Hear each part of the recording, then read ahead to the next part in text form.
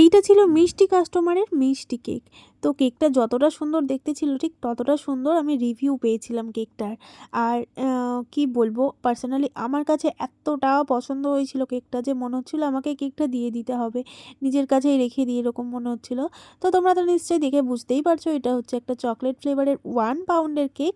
আর পুরো pink pink হবে কিন্তু কেকটা। কিছু কিছু মানুষ সত্যি এত শুভ কামনা করে কাজের জন্য, তাদের জন্য মনে হয় যেন আমার কাজ করাটা মানে কেক বানানোটা সার্থক হলো। তো এটাও ছিল সেরকমই একটা কেক, এত সুন্দর একটা রিভিউ পেয়েছি যেটা বলার মতন না। তো আমি লাস্ট কিন্তু রিভিউটা অ্যাড করে দেবো বলছি। আর হচ্ছে এই যে দেখতেই পাচ্ছ আমি ডেকোরেশনটা করে নিচ্ছি, লাস্ট দিয়ে দিচ্ছি বর্ডার, যেটা ছাড়া আমার কাছে পুরো কেকটাই মনে হয় অসম্পূর্ণ। আর সুগার বলস দেন টপার সব কিছু বসিয়ে দিলাম, আর দুটো বাটারফ্লাইও অ্যাড করে দিলাম। এই ছিল কেকের রিভিউ। তো কেমন লাগলো আজকের ভিডিওটা জানিও, আর আমার ভিডিওগুলো ভালো লেগে থাকলে চ্যানেলটাকে সাবস্ক্রাইব করতে ভুলো না। দেখা হচ্ছে নেক্সট ভিডিওতে।